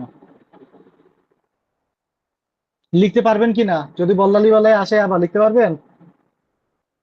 মানে মানসম্মত লিখতে পারবেন কিনা? জি ভাই, জি ভাই, লেখা যাবে। আসলে বল্লালী বেলায় দেখা গেল কেউ অপু দুর্গা নিয়ে একদম হঠাৎ লিখে দিয়ে আসলো, তাহলে কিন্তু বিপদ। আচ্ছা, এবার আমরা আমাদের খুব প্রিয় একটা জায়গায় যাব, মানিক বন্দ্যোপাধ্যায়। হ্যাঁ, একদম মাথা ঝাঁকা দিয়ে বসেন। এই জায়গা থেকে হচ্ছে অনেক মানে আহ কি বলে, বেশি কঠিন না, মোটামুটি একটু গুরুগম্ভীর আমরা আলাপ আলোচনা করব এই জায়গায়। বোঝার চেষ্টা করব মানিক বন্দ্যোপাধ্যায়ের। এবং সাহিত্য ব্যাপারটা হচ্ছে এরকম যে আমরা পড়বো, বইটা হচ্ছে তার ভিতরে কি বৈশিষ্ট্য আছে সেটা বোঝার চেষ্টা করব, সেটা লেখার মধ্যে আনবো, আলোচনায় নিয়ে আসবো। ঠিক আছে, মানে কি আসলে আমরা চাই সেইটা হচ্ছে আমাদের এই মানিক বন্দ্যোপাধ্যায় পড়লে বোঝা যাবে। এবং এখানে অনেক কথাবার্তা বলতে হবে, এই জন্য আমি আর অন্য কিছু এখানে রিস্ক নিই নাই লেখার। আচ্ছা দেখেন, মানিক বন্দ্যোপাধ্যায় জন্মাইছে কবে আমার একটু বলেন তো, বলতে পারেন কেউ? বা অ্যাপ্রক্সিমেট একটা টাইম বললেও হবে, যে আনুমানিক এরকম সময় দিকে জন্মাইছে।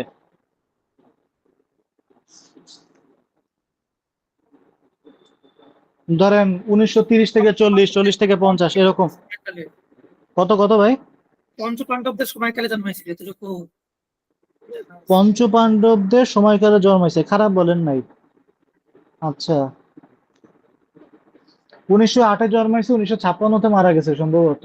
তার মানে 1900-এর আশপাশে জন্মাইছে। মানিক জন্মাইছে হচ্ছে 1800, ওই সরি, বিভূতি জন্মাইছে 1894-তে। বিভূতি 1894, আর মানিক সম্ভবত হচ্ছে 1908 বা 9, 8 বা 9 কিছু একটা। তো 8-এ, তার মানে ওই যে পঞ্চপাণ্ডবের সময়কালে। এখন এই সময়কালটা কি বলেন তো? মানে তাহলে ওনারা যখন লেখা, মানিক বন্দ্যোপাধ্যায় যখন লেখা শুরু করলো এই যে 1929 এই টাইমে, এই সময় কি চলতেছে? একেবারে কিন্তু আধুনিক যুগের সূচনা তো আমাদের আরো আগে হয়েছে। এখন সাহিত্য আবার একটা আধুনিকের পরের স্টেজটারে কি বলে? উত্তর আধুনিকতাবাদ। আপনারা কনসেপচুয়ালে পড়ছেন না উত্তর আধুনিকতাবাদ? পড়ছেন? ইন্টারন্যাশনাল কনসেপচুয়ালে উত্তর আধুনিকতাবাদ, পোস্ট মডার্নিজম। জি ভাই, করছিলাম। কি জিনিসটা বলেন তো একটু শুনি। যে আধুনিকতাবাদকে যে অস্বীকার করে ওইটা। ধরেন আধুনিকতার জন্য তো অনেকগুলো সুফল আছে, আছে না? কিন্তু সেই সুফল থাকলেও কিছু জিনিস হচ্ছে সার্টেন থেকে গেছে, যে যেগুলো হচ্ছে চেঞ্জ হয় নাই। তার মানে আধুনিকতারও একটা কুফল দেখা যায়, নেগেটিভ সাইড থেকে গেছে। সেই যে নেগেটিভ সাইডটা, ওটা হচ্ছে উত্তর আধুনিকতা। উত্তর শব্দটা মানে হচ্ছে পরবর্তী, মানে আধুনিকতার পরে যে আসছে সেটা হচ্ছে উত্তর আধুনিকতা। তো উত্তর আধুনিকতাবাদে কি বুঝাইছে? যেরকম ধরেন আধুনিকতাবাদ কি, আমরা হচ্ছে মার্কস, কার্ল মার্কস কি বলে গেছে যে সমাজে হচ্ছে ন্যায় সাম্য প্রতিষ্ঠা হবে। এখন আপনি হচ্ছে কলকারখানা প্রতিষ্ঠা করলেন, কইটা হচ্ছে কি করলেন, সমতা বজায়ের চেষ্টা করলেন, বা যে মানুষের একটা অর্থনৈতিক মুক্তি দেওয়ার চেষ্টা করলেন, কিন্তু শ্রমিকদের মুক্তি তো আলটিমেটলি হয় নাই, হয়েছে কি? বা ধরেন আপনি আমি খুব একটা ভালো, আচ্ছা অন্যভাবে বুঝাই, হ্যাঁ সহজভাবে বুঝাই। ধরেন আমাদের যে পূর্বপুরুষ তারা থাকতো গ্রামে, তারা গ্রামে হচ্ছে 3 বেলা ঠিক মতন খাইতে পারতো না। না খাইতে পারার জন্য তারা কি তারা গ্রামের বাড়িতে কি করতো? বন বাজারের মধ্যে থাকতো, তারপরে মাছ মাংস ওই যে পুকুর থেকে মাছ টাছ ধরতো, গরু চড়াইতো। এরপরে আস্তে আস্তে গ্রামের যে উঠানে যে ফলমূল হইতো সেগুলাই খাইতো। এরপরে তারা, তাদের হাতে ক্যাশ টাকা নাই, ছেলেপেলে পড়াইতে পারতেছে না, এই জন্য গেল তারা শহরে। শহরে যেয়ে তারা হচ্ছে পড়াশোনা করলো, পড়াশোনা করে ভালো চাকরি বাকরি করলো। এবং এই যে গ্রামের যে লোকরা ছিল তারা কি আজ পেটা খাওয়া দাওয়া করতে বুঝলা, গ্রামের লোকের দেখছেন কি এরকম ভুঁড়ি নাই। হ্যাঁ, এরকম ভুঁড়ি নাই, গ্রামের লোকজনের হচ্ছে একদম বলিষ্ঠ, পেটে কোনো চর্বি নাই। এখন তারা শহরে গেল যে আমরা তো খাটাখাটনি করে করবো না, আমরা একটু রিল্যাক্সের চাকরি করবো, যেটা আমরা সবাই চাই। আমরা হচ্ছে এসি রুমে বসে চাকরি বাকরি করবো। এখন এসি রুমে বসে চাকরি বাকরি কইরা পেট কইরা খায় আমরা সবাই আবার কি বানাইলাম, ভুঁড়ি বানাইলাম। এরপরে আমরা গেলাম কোথায়, আমরা আবার জিমে যাওয়া শুরু করলাম, জিমে যাওয়া শুরু করে ভুঁড়ি কাটানোর চেষ্টা করলাম। খাওয়া শুরু করলাম কি আবার সেই শাক পাতা আবার খাওয়া শুরু করলাম, যেটা আমরা এখন ডায়েট বলি। এই যে দেখেন ঘুরায় আবার পূর্বে জায়গায় চলে আসতেছি আমরা। এইটা কি, এই যে আধুনিক হয়েছে ঠিকই, কিন্তু আধুনিক হওয়ার ফলেও কি আমাদের এর একটা নেগেটিভ সাইড থেকে গেছে না, যেটা আমরা হচ্ছে প্রচ্ছন্নভাবে অস্বীকার করি। আমরা যদি গ্রামেই থাকতাম, আমরা আসছিলাম তো খাইতে, যে আমরা শহরে যাব, ভালোভাবে থাকবো, একটা নিশ্চিন্ত একটা জীবনযাপন করব। কিন্তু খায় দায় চর্বি বানায় সেই আবার হচ্ছে ডায়েট করাই শুরু করে ওই সে হাত পেটা খাওয়াতে আমরা ফিরে গেলাম। এই যে একটা সার্কেল, এই সার্কেলটা হচ্ছে সবসময় ঘুরতে থাকে। আধুনিকতাবাদটাও সেরকম, যে আধুনিকতা থেকে এর যে একটা সাব প্রোডাক্ট, সেই সাব প্রোডাক্টটাও হচ্ছে অনেক কিছু নেগেটিভ জিনিসপাতি নিয়ে ইম্প্যাক্ট নিয়ে চলতে থাকে, সেটা হচ্ছে পোস্ট মডার্নিজম। কিন্তু সাহিত্যের ক্ষেত্রে উত্তর আধুনিকতা জিনিসটা কি? ধরেন আধুনিকতা সৃষ্টি হয়েছে সে 1865 সালে যখন দুর্গেশ নন্দিনী হয়েছে। কিন্তু পঞ্চপাণ্ডবের হাত ধইরা তাহলে রবীন্দ্রনাথ যে অনেক কিছু রচনা করছে, রবীন্দ্রনাথ কি আধুনিক যুগের নাকি আধুনিক যুগের না? অবশ্যই আধুনিক যুগের। রবীন্দ্রনাথ কি আধুনিক যুগের না নাকি অন্য যুগের?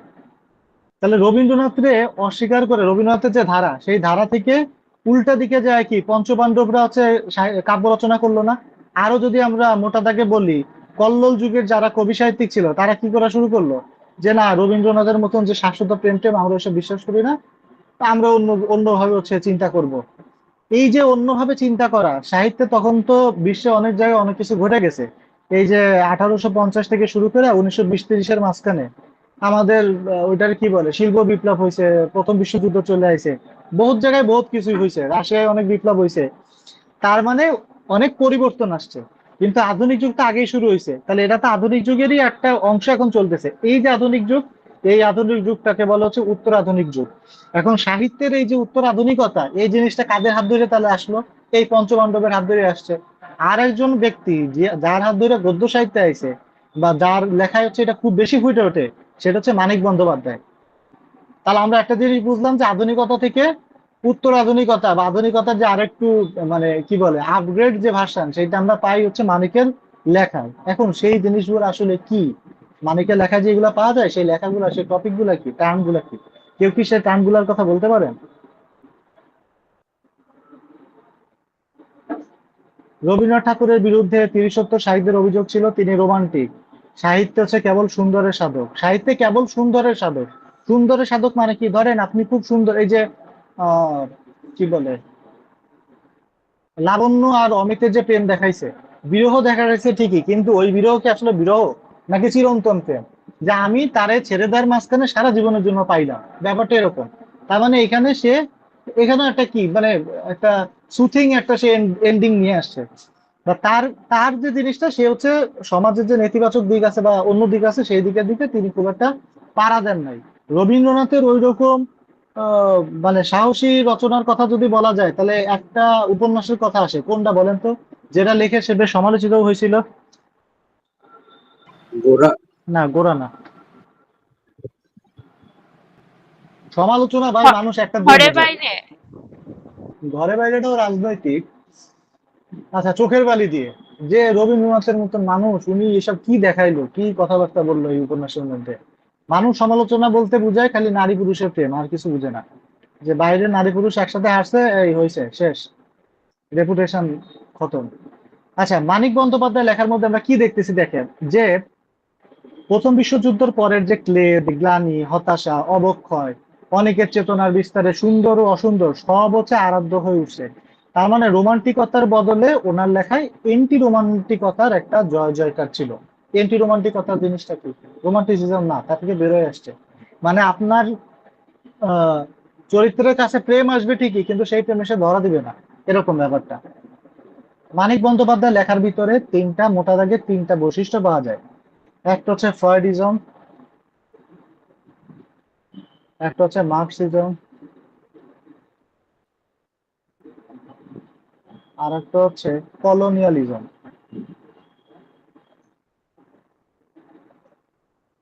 এখন মার্কসিজম তো আপনারা মোটামুটি মনে হয় বুঝেন, কার্ল মার্কসের যে সাম্য প্রতিষ্ঠার ব্যাপার, এটা বুঝেন কিনা?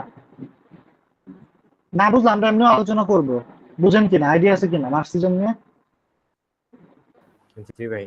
কলোনিয়ালিজম নিয়ে আইডিয়া আছে, উপনিবেশিকতা আর কি, যে উপনিবেশিকতার যে খারাপ দিক হোক, যে দিকই হোক, সেই দিকটা ফুটে উঠছে ওনার রচনার মধ্যে। ফ্রয়েডিজম সম্পর্কে কি আপনাদের আইডিয়া আছে? জি ভাই। হ্যাঁ, মন এবং দেহ। হ্যাঁ হ্যাঁ, রাইট। আচ্ছা আমরা দেখি, দেখেন উনি কি বলছে, যে উনি একটা লেখার মধ্যে এখানে হচ্ছে যে এন্টি রোমান্টিকতা ওনার লেখায় উঠছে, সেটা নিয়ে একটু বলছে এখানে, যে সে দিবারাত্রি কাব্য রচনা করলো এই, এবং ওই বছরই মানে 1929-এ রবীন্দ্রনাথ ঠাকুর হচ্ছে শেষের কবিতা বেরোইল। এই দুটো উপন্যাস যদি পাশাপাশি রেখে আমরা পাঠ করি, তাহলে রোমান্টিকতা আর এন্টি রোমান্টিকতা এই ব্যবধান হচ্ছে স্পষ্ট হবে। অমিত লাবণ্য সম্পর্কে আপনারা সবাই জানেন, হেরম্ব আর আনন্দ এরা হচ্ছে এই দিবারাত্রি কাব্যের নায়ক নায়িকা। এদের যে প্রণয়ের ভাষা, পরিণাম, এর ভাষ্য, এটা হচ্ছে এন্টি রোমান্টিসিজমের হচ্ছে উদাহরণ, বড় প্রমাণ। যেরকম বলছে কি দেখেন, যে জন্ম জন্মান্তর ব্যাপী প্রেমের টিকে থাকা নিয়ে রোমান্টিকদের ভাবোচ্ছ্বাসময় চিন্তার বিপরীতে। এই কথার অর্থ কি? এই যে মানুষ যখন প্রথম প্রেমের পরে বলে না যে হ্যাঁ তুমি আমার 7 জন্মের জন্য এই সেই, আমি মরে যাবো তবু তোমারে বলবো না, প্রথম প্রেম ভোলা যায় না, এই হচ্ছে একটা ধাপ, রোমান্টিসিজমের একটা ধাপ, যে জন্ম জন্মান্তর ব্যাপী তাদের প্রেম হচ্ছে টিকে থাকবে। রোমান্টিকদের একটা ভাবোচ্ছ্বাসময়, এটা একটা চিন্তা। এখন এর বিপরীত চিন্তাটা কি দেখেন, বিপরীত চিন্তা হচ্ছে মানিক লিখতেছে তার উপন্যাসে, বলতেছে যে প্রেম কতদিন বাঁচে। আনন্দ এমন জিজ্ঞাসার উত্তরে হেরম্ব বলেছিল, একদিনও বাঁচতে পারে, এক সপ্তাহ বাঁচতে পারে, বড় জোর 1 মাস। প্রণয়ের জন্ম মৃত্যু নিয়ে এরূপ ভাবনার সঙ্গে বাংলা সাহিত্যের পাঠকদের পরিচয় ছিল না। আপনাদেরও পরিচয় আছে কিনা আমি জানি না, আমার তো পরিচয় ছিল না যে প্রেম এইটাই ভাই কতদিন। জি জি, বলতেছি ভাই, এইটাই বাস্তব।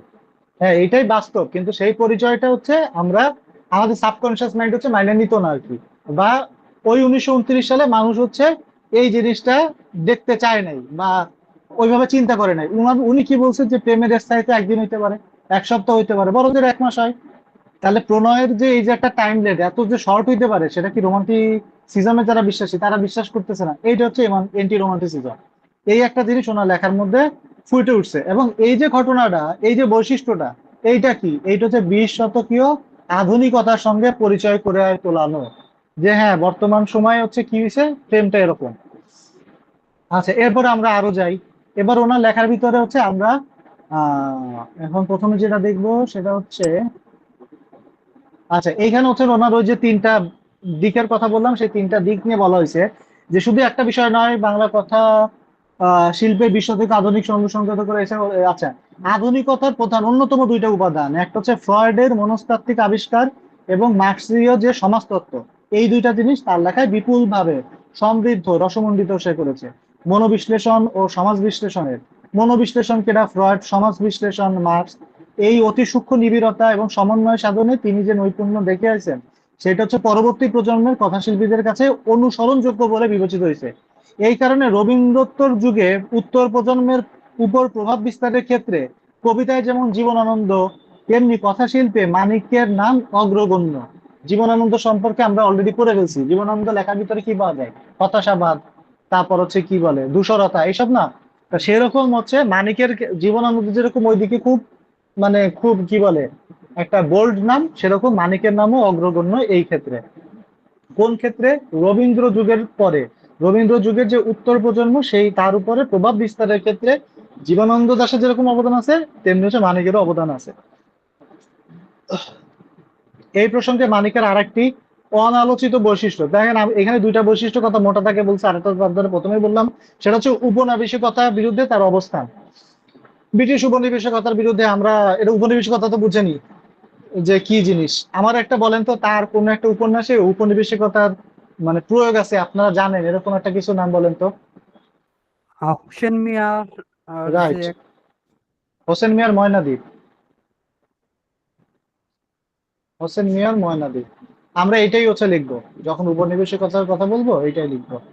আচ্ছা এখন আমরা একটু ফ্রয়েডের দিকে আগাই, এখানে কি কি বলছে আমি একটু পড়ি। মানিক বন্দ্যোপাধ্যায় বাস্তববাদী লেখক, তার লেখায় ফ্রয়েডের লিবিডো তত্ত্ব আর মার্ক্সবাদের প্রভাব লক্ষ্য করার মতো। লিবিডো তত্ত্ব হচ্ছে যৌনতার ক্রমবিবর্তন সম্পর্কিত সিগমুন্ড ফ্রয়েডের একটা তত্ত্ব। এখন ওনার এই তত্ত্বের মূল কথা হচ্ছে সর্বপ্রতিবাদ। বাংলা কথা হচ্ছে যে উনি এই সিগমুন্ড ফ্রয়েড বলতেছে মানুষের যাবতীয় যত আচার আচরণ আছে, যে ইচ্ছা আচরণ, এর সবকিছুই হচ্ছে যৌনতা ভিত্তিক, মানে শরীর সম্পর্কিত। তার মানে ধরেন একটা মানুষ সে কি করতেছে, কেন করতেছে, সামনে কি করবে, তার পরিকল্পনা কি, এই যাবতীয় যত চিন্তা চেতনা ভাব, এই সবকিছুই হচ্ছে শরীর কেন্দ্রিক আর কি, এর বাইরে কোনো কিছু না।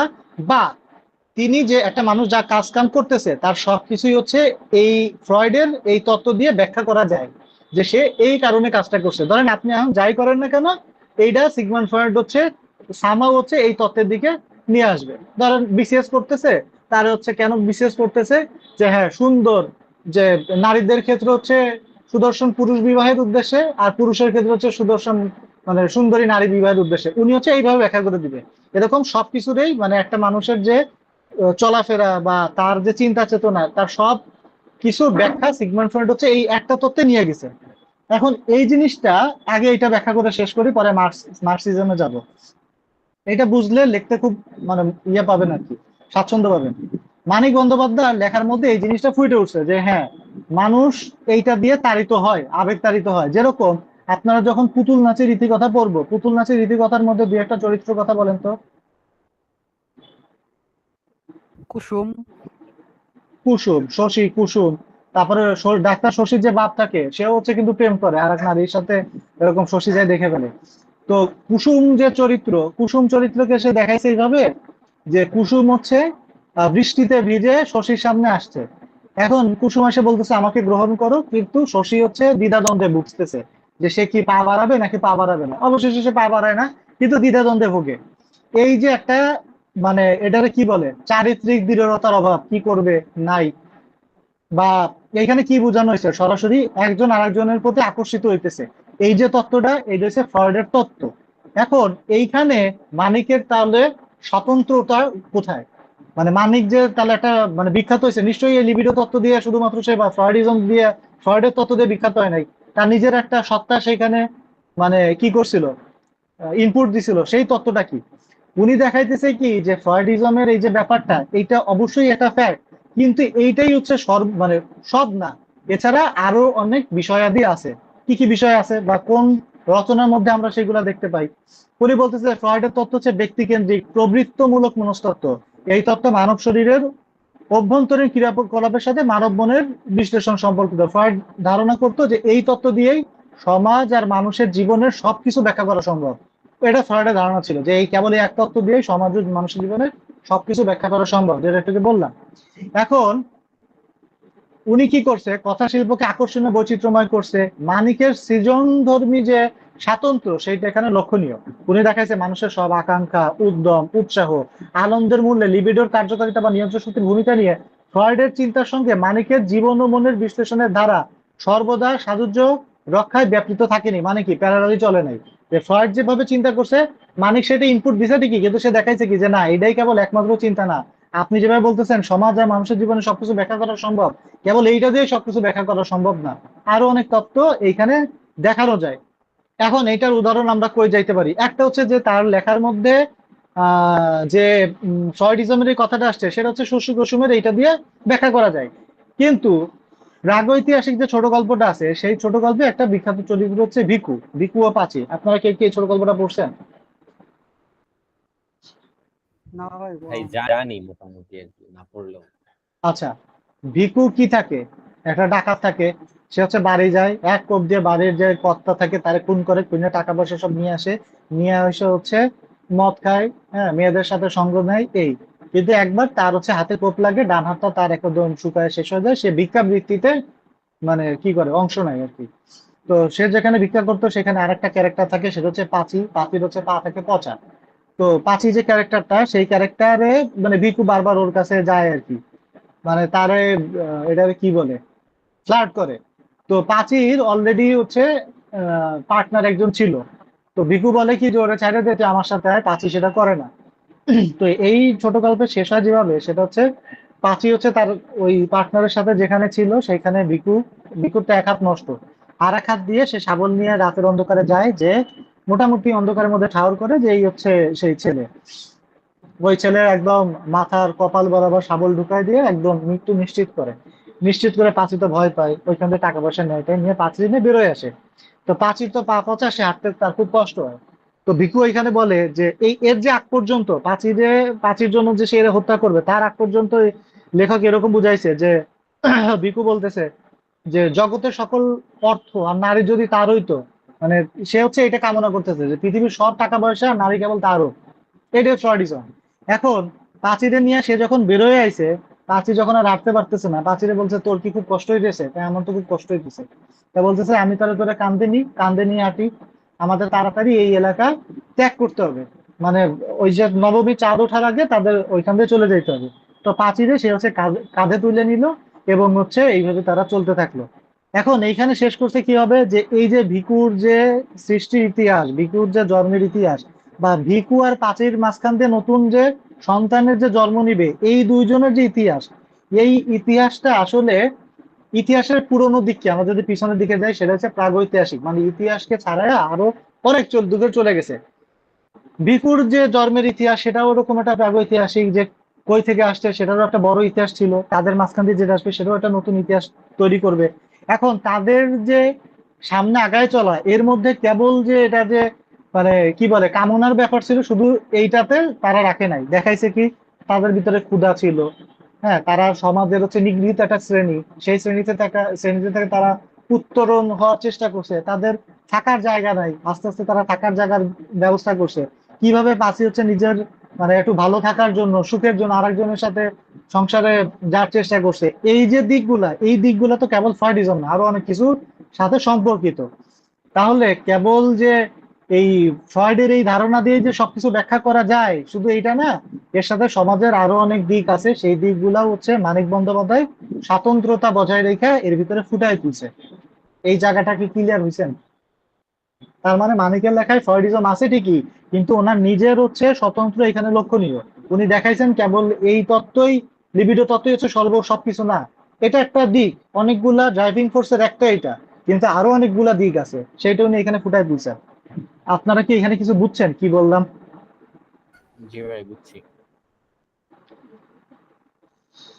আচ্ছা, তার মানে কি হয়েছে, মনোবিকারের কারণ হিসাবে লিবিডোর বাইরেও বহুবিধ শারীরিক, মানসিক, সামাজিক, অর্থনৈতিক সংকট মানিক সাহিত্যে রূপায়িত করছে বাস্তবোচিত ভাবেই। মানসিক, সামাজিক, অর্থনৈতিক সংকট, যেরকম পদ্মা নদী মাঝি উপন্যাসে আপনার এই যে ওর নাম কি, কপিলা আর হচ্ছে কুবের।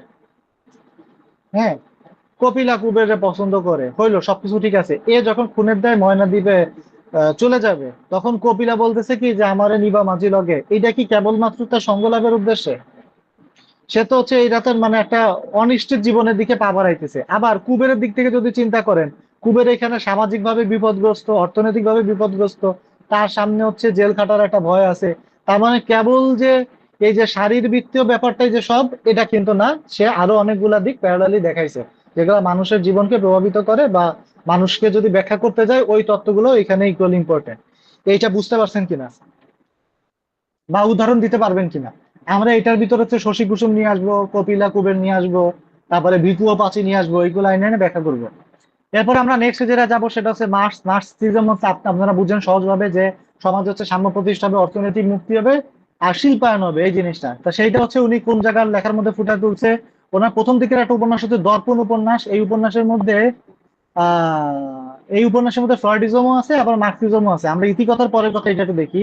এখানে একটা ক্যারেক্টার আছে, নাম হচ্ছে শুভ। এই যে শুভ চরিত্র বলতেছে বিলাসপ্রিয় শুভ দেশের মৌল কাঠামো বদলাতে চায়, সে শিল্পায়ন চায়, যার প্রচন্ড বিরুদ্ধে হচ্ছে সাম্রাজ্যবাদ, মানে সাম্রাজ্যবাদ থেকে সে উল্টা যে জিনিসটা শিল্পন, সেটা সে চাইতেছে। আসলে জনগণের অর্থনৈতিক মুক্তির উপায় এটি, সে শহরের মোহ কাটিয়ে গ্রাম এলাকায় কারখানা স্থাপন করে কৃষক ও শ্রমিকের মধ্যে ঐক্য স্থাপনের আয়োজন করতেছে। তাহলে এই জিনিসটা কি মার্কসিজম? এইটা হচ্ছে তার এই যে ইতিকথার পরের কথা এইখানের এই শুভ চরিত্রের মধ্যে দিয়ে ফুটে উঠছে। লেখা যাবে কিনা,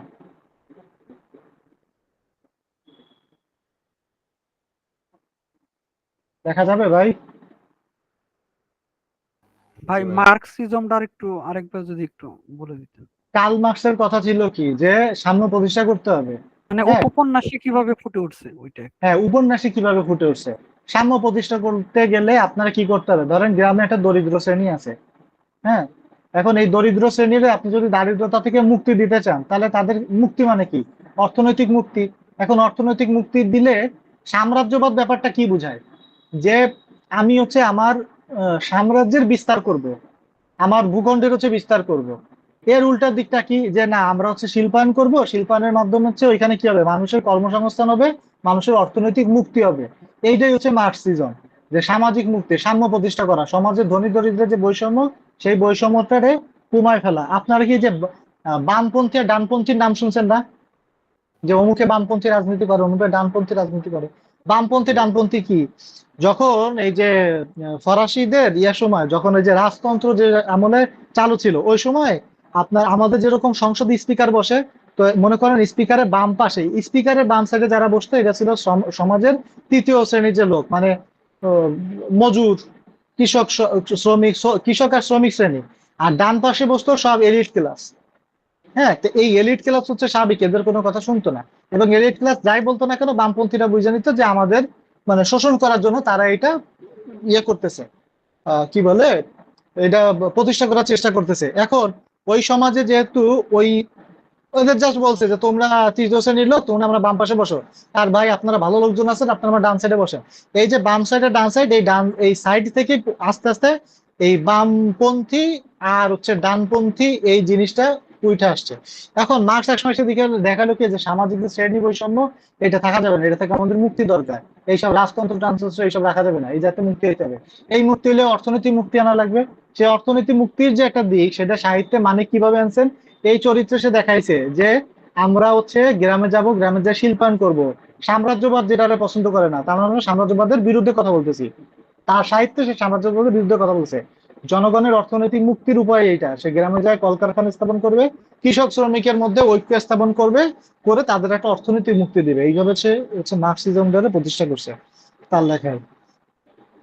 আর কলোনিয়ালিজম, সেটা তো প্রথমেই বললাম, ওই যে হোসেন মিয়ার ময়নাদ্বীপ, ওইটা দিয়ে যে হ্যাঁ, এবং ওই কলোনিয়ালিজমের ধরেন করাল ঘাত কি, ময়নাদ্বীপে কারা গেছে, ওই গ্রাম থেকে সবাইকে ওই হোসেন মিয়া কি করছে, আস্তে আস্তে ট্র্যাপে ফেলছে। ট্র্যাপে ফেলে ফেলে সে হচ্ছে ময়নাদ্বীপে পাঠাইছে। এবং সে কি চাইছে, যে ময়নাদ্বীপে হচ্ছে প্রচুর পরিমাণে মানুষজন যাবে, তাদের হচ্ছে কি বলে, অনেক বাচ্চা কাচ্চা হবে, এবং ওই জায়গায় একটা জনবহুল হবে, সে হবে ওই জায়গার কি রাজা একেবারে, মানে একদিপতি হবে সে। এই উদ্দেশ্যে সে হচ্ছে ময়নাদ্বীপটারে ওইভাবে বিল্ড আপ করে তুলছে। এইটা কি উপনিবেশিকতাবাদ? এই উপনিবেশিকতাবাদ বা কলোনিয়ালিজম হচ্ছে তাই আমরা পদ্মা নদীর মাঝি উপন্যাসের মধ্যে দেখতে পাই। এবং এটা খারাপ দিকটা কি, সে এই উপনিবেশিকতাবাদটারে বা কলোনিয়াল এই জিনিসটারে, এই যে উপনিবেশ এইটারে বৃদ্ধি করার জন্য সে ওই গ্রামের মধ্যে পদ্মার পাড়ে জেলে জীবনে কি করছে, একদম ক্রাশ তৈরি করে ফেলছে। এরে বিপদে ফেলতেছে, ওরে বিপদে ফেলতেছে, এখানে খুন করাইতেছে, ওরে মারতেছে। যেরকম ময়নাদ্বীপে কি হয়েছিল, এক বৃদ্ধ লোকের সাথে তার বউ গেছে, অর্থ করি তাদের অভাব অনটন। এখন ওই মহিলার হচ্ছে অন্য পুরুষের সাথে সম্পর্ক। বৃদ্ধ যায় হচ্ছে হোসেন মিয়ার কাছে নালিশ দিছে। বৃদ্ধ হোসেন মিয়া নর্মালি কি করে, যে এখানে পরকীয়ার কথা তাদের বিচার না করে বৃদ্ধরেই হচ্ছে সরাই দিছে। কইছে ঠিক আছে, তোমরা দুজন ওইখানে শান্তিতে বসবাস করো। তার মানে সে এখানে কি চাইছে, যে এখানে প্রচুর পরিমাণ মানুষ গড়ে উঠুক, এটা মানে কি বলে এটারে, নতুন একটা আবাসস্থল তৈরি হোক, মানুষ বেড়ে উঠুক এখানে। ঠিক আছে, এই যে দিকগুলো, এইগুলো হচ্ছে ঔপনিবেশিকতার যে খারাপ দিক, উনি এভাবে ফুটাই তুলছেন এইখানে। তাহলে ওনার লেখার ভিতরে তিনটা জিনিস মোটা দাগে উঠছে, একটা হচ্ছে ফ্রয়েডিজম, একটা মার্কসিজম, আর একটা কলোনিয়ালিজম। উদাহরণগুলা সহ কি লেখা যাবে? যা বোঝার বুঝছেন, এত কিছু যে ডিপ বলতে হবে এমন না। আপনারা বলবেন যে এই তিনটা তিনটা জিনিস ফুটে উঠছে, যেরকম আমরা ফ্রয়েডিজম জিনিসটার হচ্ছে এখানে এখানে উল্লেখ পাই। কই কই উল্লেখ পাই ফ্রয়েডিজম, বলেন তো, কয়টা চরিত্র কথা বলেন।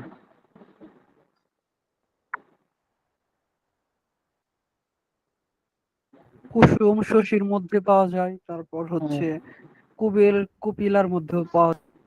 হ্যাঁ, কুবের কপিলা, তারপর হচ্ছে ভিকু আর পাচি। আচ্ছা, মার্কসিজমের মধ্যে আছে হচ্ছে কি বললাম, ওই যে কি বলে পুদু, সরি, ইতিকথার পরের কথা না কি জানো, হ্যাঁ হ্যাঁ, ইতিগত। ইতিকথার পরের কথা শুভ। ইতিকথার পরের কথা শুভ, ইতিকথার পরের কথা। শুভ। আর কলোনিয়ালিজম তো হচ্ছে আমরা জানি ময়নাদ্বীপ, হোসেন মিয়া। এই জিনিসগুলা দিয়ে আমরা হচ্ছে এরকম ব্যাখ্যা করব। এখন যদি মানিকের কোনো উপন্যাস নিয়ে আসে পরীক্ষায়, বা মানিকের কোনো কিছু নিয়ে যদি ইয়াতে আসে, ওই যে গ্রন্থ সমালোচনায় আসে, আমারে বলেন যে আপনারা যদি লেখেন তাহলে 15তে কত এক্সপেক্ট করবেন লেখার পরে, যে আমি এত চাই। আপনাদের এক্সপেকটেশন শুনে আমি বুঝবো যে আপনারা কতদূর কি বুঝছেন। ভাই 11, 10, 11, 11, 12 এরকম।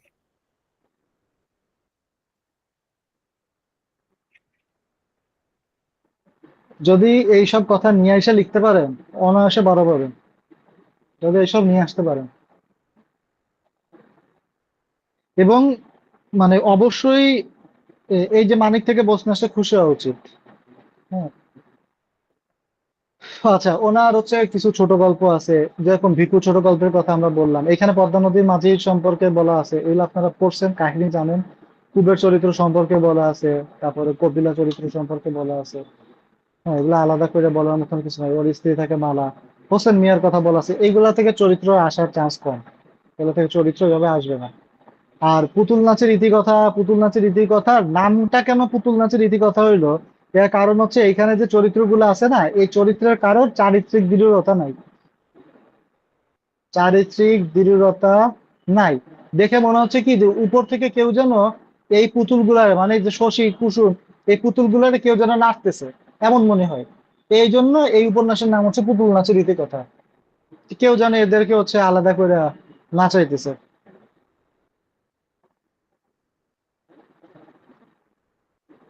আচ্ছা,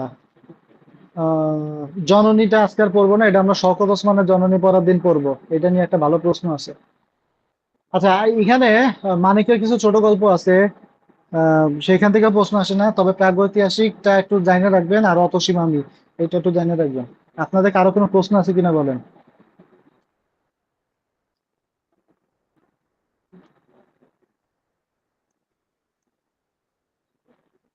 কারো কোনো প্রশ্ন আছে কিনা বলেন। এই দুইটা রাইটার থেকে যদি আসে, গ্রন্থ সমালোচনা আসুক বা 6 মার্কের প্রশ্ন আসুক, লিখতে পারবেন, মানে ভালোভাবে লিখতে পারবেন, একটা ভালো আইডিয়া কি জেনারেট হয়েছে।